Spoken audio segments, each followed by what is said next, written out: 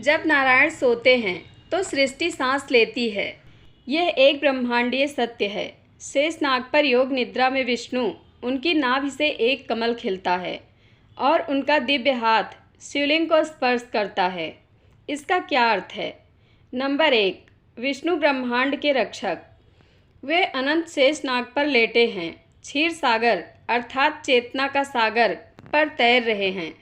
यह निद्रा नहीं है, जैसा कि हम जानते हैं, यह योग निद्रा है, दिव्य शांति जहाँ सृष्टि रक्षक के भीतर विश्राम करती है। या यूँ कह सकते हैं कि विष्णु जी को ब्रह्मांड का रक्षक माना जाता है। हिंदू धर्म में उन्हें त्रिमूर्ति का एक अंग माना जाता है, जिसमें ब्रह्मा अर्थात सृजनकर्ता और शिव अर्थात संहारकर्ता भी शामिल हैं। विष्णु का मुख्य कार्य ब्रह्मांड की रक्षा करना और उसे बनाए रखना है, विशेष रूप से संकट के समय। नंबर 2, कमल और ब्रह्मा सृष्टि का प्रतीक। विष्णु की नाभि से एक कमल खिलता है, जिसमें सृष्टिकर्ता ब्रह्मा जी विराजमान हैं। यह दर्शाता है कि सृष्टि का स्रोत अराजकता नहीं, बल्कि शांति और दिव्य व्यवस्था है। ब्रह्मांड मौन से उत्पन्न होता है, शोर से नहीं। नंबर 3, शिवलिंग एक शाश्वत मिलन। ध्यान से देखें, विष्णु का हाथ शिवलिंग के प्रति गहरी श्रद्धा से भरा है। यह सनातन धर्म की अद्वैतता को दर्शाता है। हरि और हर प्रतिद्वंदी नहीं हैं, वे सृजन और संहारक के नृत्य में शाश्वत सहयोगी हैं। नंबर 4, शेषनाग काल की अनंत कुंडली। विष्णु के नीचे स्थित अनेक फन वाला सर्प केवल आधार नहीं है, यह काल अर्थात समय का प्रतिनिधित्व करता है, जो सदैव घूमता रहता है। यहाँ तक कि काल भी ईश्वर के चरणों के नीचे विश्राम करता है। नंबर 5, कमल पर ओम।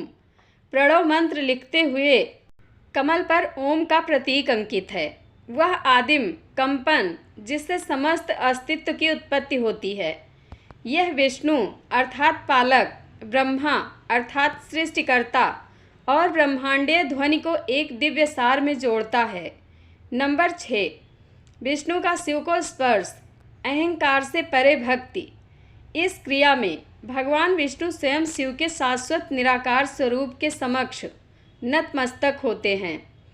अहंकार नष्ट होता है, सत्य एकता को प्राप्त करता है। हरि हर एकत्व हैं। सांप्रदायिकता में फंसे प्रत्येक साधक के लिए एक संदेश।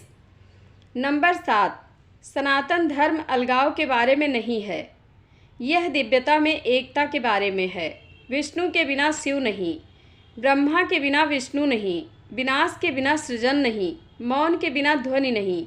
यह कला ब्रह्मांडीय संतुलन के चक्र को दर्शाती है। नंबर 8, आज यह क्यों महत्वपूर्ण है?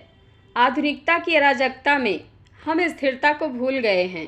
धार्मिक शोर में हम एकता भूल गए हैं। अहंकार में हम समर्पण भूल गए हैं। लेकिन यह एक छवि फुसफुसाकर याद दिलाती है, ईश्वर एक है, नाम अनेक हैं, मार्ग अनेक हैं, सत्य एक है। अंतिम शब्द यह पौराणिक कथा नहीं है, यह ब्रह्मांडीय मनोविज्ञान है। यह केवल भक्ति नहीं है, यह धार्मिक गहराई है। आप केवल विष्णु या शिव की पूजा नहीं करते, आप उनके जैसे हो जाते हैं, मौन, शक्तिशाली, कालातीत।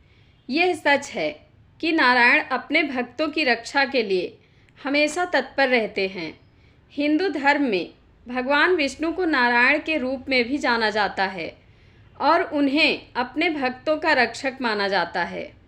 जब भी कोई भक्त सच्चे मन से उन्हें याद करता है तो वह उनकी रक्षा के लिए अवश्य आते हैं। यह विश्वास हिंदू धर्म में बहुत गहरा है और भक्त हमेशा नारायण से प्रार्थना करते हैं कि वह उन्हें सभी बुराइयों से बचाएं। नारायण भगवान विष्णु का एक नाम है जो ब्रह्मांड के पालनहार माने जाते हैं। उन्हें अक्सर सर्वव्यापी और शांति का प्रतीक माना जाता है। जय श्रीमन नारायण। दोस्तों, आपको यह वीडियो अच्छी लगे तो वीडियो को हाइप जरूर करें। धन्यवाद।